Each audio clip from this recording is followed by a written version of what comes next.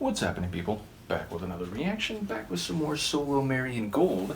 Thank you again to Yun, as well as to all the folks who've commented on the first reaction of solo Marian that I did from So Long Celeste, 1992. And the next track in the playlist is The Shape of Things to Come, which is certainly forward-looking.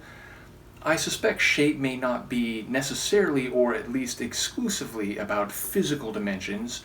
It could be the shape of things in terms of their psycho-emotional character, or the way they will play out in terms of chronology or sequence.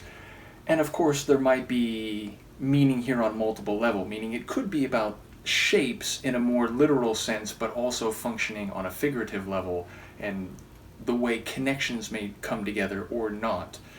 So yes, I would expect there to be layered meaning in a phrase like this, which admittedly has a bit of poetry to it, so let's see what I can catch on a first listen. This is Marian Gold, the track is The Shape of Things to Come, and it's the second tune on its 1992 album, So Long Celeste.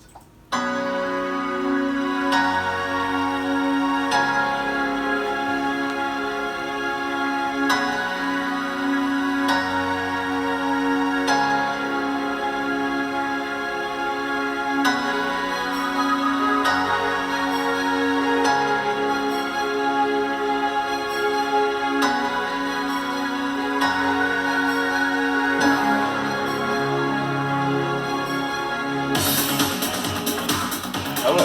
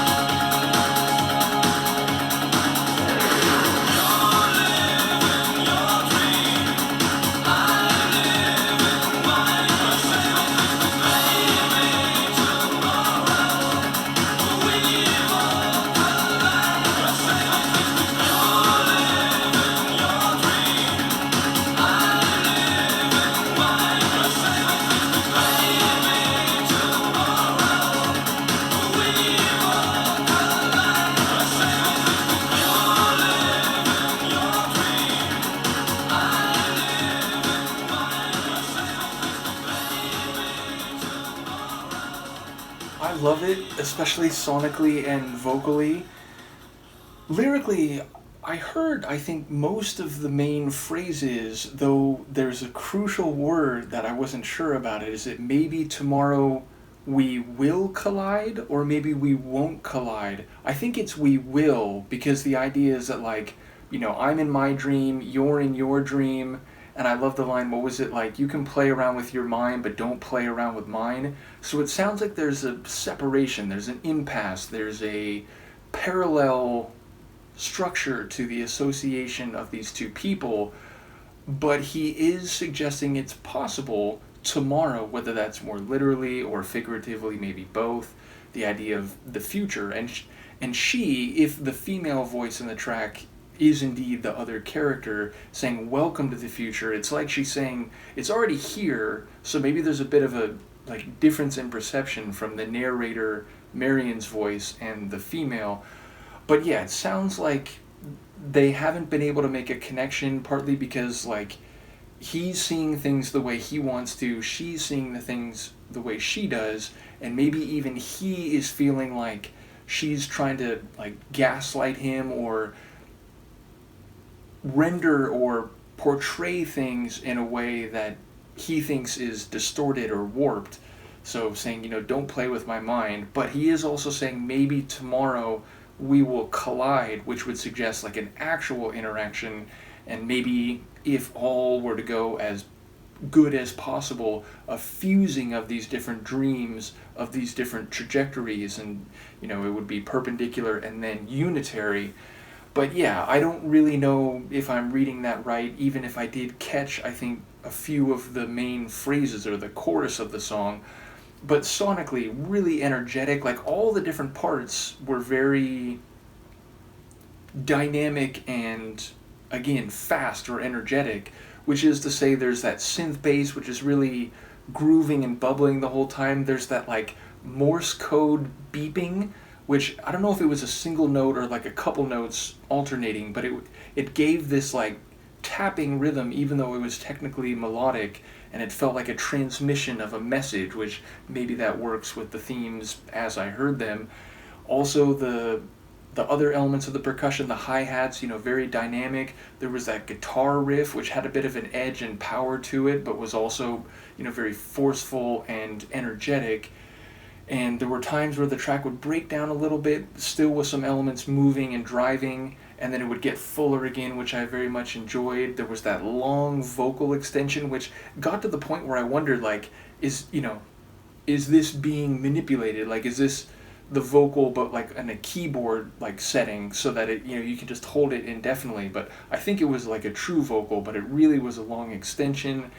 And then there were those kind of, I guess, slightly less fast and dynamic, but those lush, like, organ chords that I noticed in the latter half of the tune. So a really dynamic and fast-paced composition, and it felt a bit like vocal techno. Like, it really just had the drive of a techno tune, early 90s style, but with vocals and sonics that you could also put into the, like, synth pop or at least synth dance subgenre. So yeah, another really cool one. I'm very excited for the solo Marian journey. So yes, I don't quite know what to expect, how similar to or distinct from the Alphaville sound this will be.